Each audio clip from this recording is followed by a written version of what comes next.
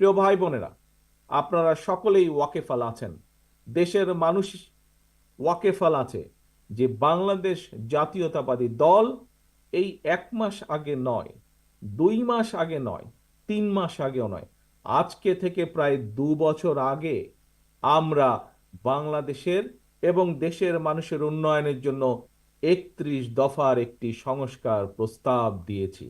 আজকে অনেক ব্যক্তি বা সংগঠন সংস্কারের কথা বলছে। আজকের অন্তর্বর্তীকালীনও সরকার যে তারাও সংস্কারের কথা বলছে, কিন্তু এই সংস্কারের প্রস্তাব বিএনপি দেশের মানুষের সামনে প্রথম হাজির করেছে। কারণ বিএনপি দেশ এবং দেশের মানুষের জন্য চিন্তা করে বলেই আজ নয়, 3 মাস আগেও নয়, 6 মাস আগেও নয়, আজ থেকে 2 বছর আগে বিএনপি সংস্কার প্রস্তাব দিয়েছে।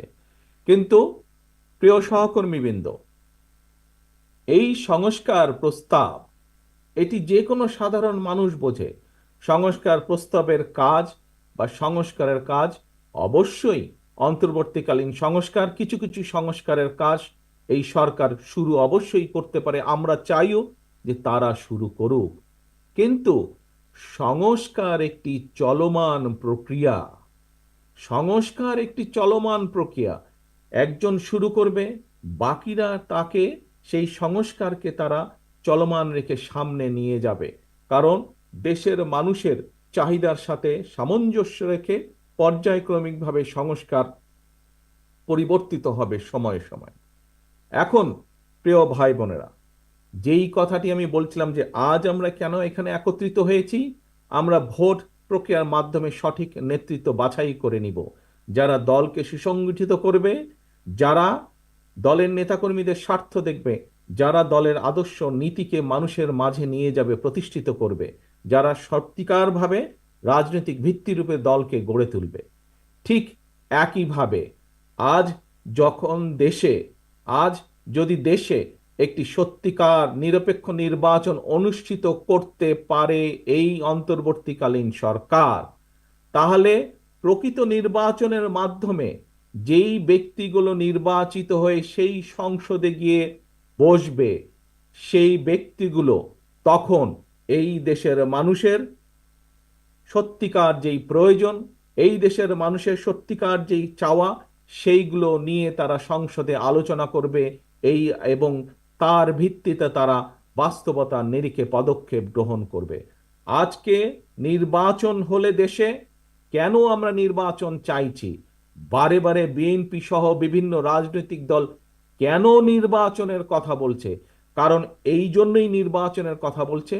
আমরা বিশ্বাস করি, আমরা মনে করি যে এই যে আজকের যে ইন্টারিম গভর্নমেন্ট, অন্তর্বর্তীকালীন সরকার, এই সরকার আমরা বিশ্বাস করতে চাই যে তারা একটি নিরপেক্ষ নির্বাচন দিতে সক্ষম হবে। এবং একটি নিরপেক্ষ নির্বাচন তারা দিতে সক্ষম হলেই একমাত্র সেই প্রকৃত ব্যক্তিগুলো নির্বাচিত হয়ে আসতে পারবে যারা সত্যিকারভাবে জনগণের কথা বলবে, যারা সত্যিকারভাবে জনগণের স্বার্থ নিয়ে চিন্তা করবে। তাহলেই একমাত্র সংসদে বসে আলোচনা হতে পারে কিভাবে আমাদের দেশের ভবিষ্যৎ প্রজন্ম, বর্তমানে যে সন্তানরা, তাদের শিক্ষা ব্যবস্থাকে সুন্দরভাবে ঢেলে আমরা সাজাতে পারবো, যাতে করে তারা ভবিষ্যতে শুধু পুঁথিগত বিদ্যা না, তারা যে আমাদের মূল্যবোধ, সামাজিক মূল্যবোধ, সেই মূল্যবোধের আলোকেও শিক্ষিত হয়ে তারা দেশ গঠনের কাজে নিজেদেরকে নিযুক্ত করতে পারে।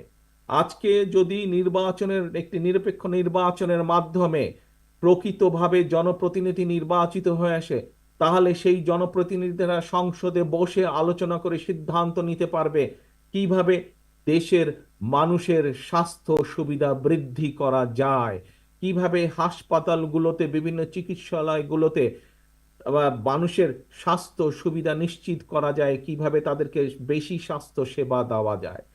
আজকে যদি সংসদে প্রকৃত জনপ্রতিনিধিরা নির্বাচিত হয়ে আসতে পারে একটি নির্বাচনের, নিরপেক্ষ নির্বাচনের মাধ্যমে, তাহলে তারা বসে আলোচনা করে সিদ্ধান্ত নিতে পারবে কিভাবে বাংলাদেশের কৃষকদেরকে তাদের সমস্যাগুলো ধীরে ধীরে পর্যায়ক্রমিকভাবে কমিয়ে নিয়ে এসে কৃষকদের সুবিধা বৃদ্ধি করা যায়, কৃষকদের সমস্যার সমাধান করা যায়।